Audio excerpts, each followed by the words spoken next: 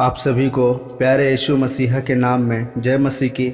आज हम बाइबल से रूत के सत्य घटना के विषय में जानेंगे। तो चलिए आगे बढ़ते हैं। यह उस समय की घटना है। इज़राइल में राजाओं का शासन चलता था। उन दिनों वहाँ भारी अकाल हुआ और खाना पानी लोगों के लिए मिलना मुश्किल हो गया था। तब बैतलहम से एक पुरुष अपनी पत्नी और 2 बच्चों समेत पड़ोसी देश मोआब में आकर रहने लगा ताकि गुजर बसर हो सके। उस पुरुष का नाम एलीमेलेक था और पत्नी का नाम नाओमी था। ये दोनों परमेश्वर का भय मानने वाले और प्रार्थना दुआ करने वाले थे। कई वर्ष हो गए उन्हें वहाँ रहते हुए। फिर एक दिन अचानक पति एलीमेलेक का मृत्यु हो जाता है और नाओमी विधवा हो गई और इनका जीवन आगे चलने लगता है। इनके 2 बेटों ने अन्य जातियों की स्त्रियों से शादी कर घर ले आए और एक स्त्री का नाम ओरपा था और दूसरी स्त्री का नाम रूत था। फिर इनका वैवाहिक जीवन 10 सालों तक चलता रहा और इसके पश्चात फिर इन दोनों बेटों का भी मृत्यु हो गया। तब नाओमी के यहाँ मातम और हाहाकार मच गया। पति के मृत्यु के बाद अब दोनों बेटे चले गए। नाओमी और दोनों बहुएं विधवा हो चुकी थी। तब मोआब देश में यह खबर पहुंचा कि इज़राइल में वहां की प्रजा के लोगों को सुधि लेके भोजन वस्तुएं दिया जा रहा है। तब नाओमी ने सोचा कि अब मोआब देश में रहने का कोई मतलब नहीं।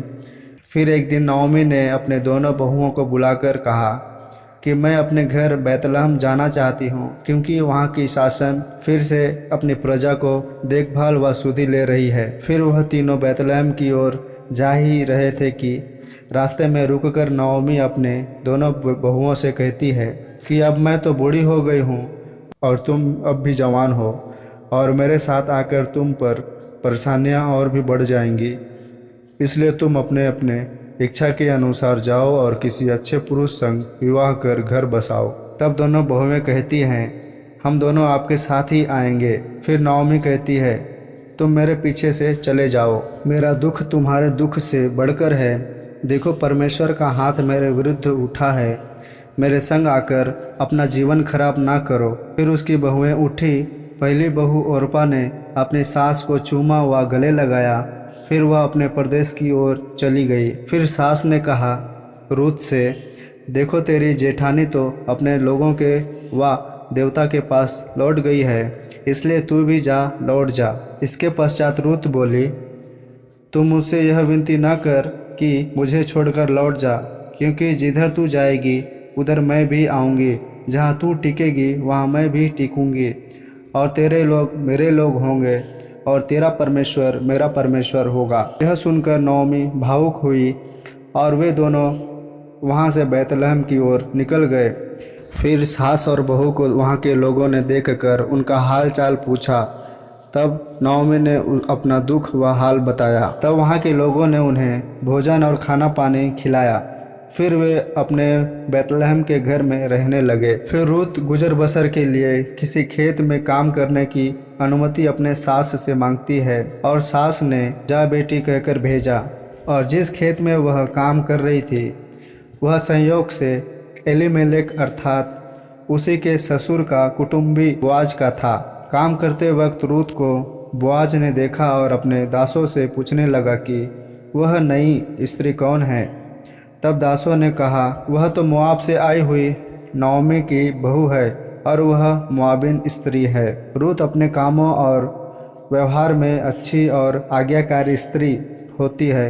यह देखकर बोआज उसकी सुधि लेता है और कहता है, तू अपने पति के मृत्यु के बाद अपनी सास की सेवा कर रही है। तुझे इज़राइल का परमेश्वर आशीष दे। मैंने तुम्हारे बारे में सब कुछ पता कर लिया है। तब रूत ने कहा, हे मेरे प्रभु, तेरी अनुग्रह मुझ पर बनी रहे। तेरी बातें सुनकर मुझे शांति मिली है। इसके पश्चात बोआज ने उसे अपने दासों के साथ खाना खाने को बुलाया और सभी खाना खाए। और रूत खाने के पश्चात थोड़ा सा बचा रखी थी। खाना खा के रूत जाने के बाद बोआज अपने दासों से कहता है कि अपने दासों को कि उस स्त्री के साथ नम्रता का व्यवहार करना, उसको कोसना या धुतकारना नहीं। और दासों ने वैसा ही किया, क्योंकि बोआज रूत को पसंद करने लगा था। और रूत सांझ होते तक काम करती रही। और जो कुछ भी बीना था खेतों में लेकर घर आ गई और सास को दिया, और वह भी जो उसने खाने के समय बचाया था उसे भी उसने सास को दिया। फिर सास ने पूछा, तू किसके यहाँ काम कर रही थी? धन्य है वह पुरुष जिसने तेरी सुधि ली है। तब रूत ने कहा, जिस पुरुष के यहाँ मैंने काम किया उसका नाम बोआज है। यह सुनकर नाओमी परमेश्वर यहोवा का धन्यवाद करी कि वह यहोवा की ओर से आशीष पाए, क्योंकि वह जीवित पर से और न मरे हुओं में से अपनी करुणा हटाई। और कहा, वह पुरुष तो हमारा एक कुटुंबी है जिसे हमारी भूमि छुड़ाने का अधिकार भी है। इसके पश्चात नाओमी रूत से बोआज के विषय में कहती है, वह तो आज रात को खलिहान में जौ फटकेगा।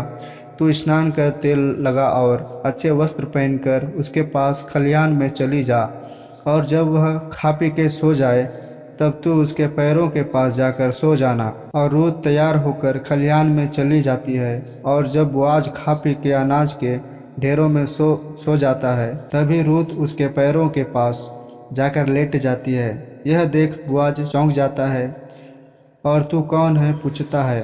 तब रूत कहती है, हे प्रभु, मैं वही तेरी दासी रूत हूँ। फिर कहती है, तू अपनी दास को अपनी चादर ओढ़ा दे, क्योंकि तू हमारे भूमि का छुड़ाने वाला कुटुंबी है।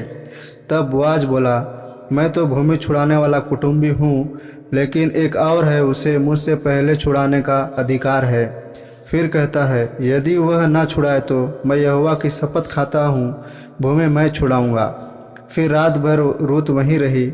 सुबह भोर में जो चद्दर वह ओढ़ी हुई थी उसमें बोआज ने 6 नौपे जौ नापकर उसे घर ले जाने को दे दिया। फिर वह घर चली गई और सास नाओमी को अपना पूरा घटना बताया।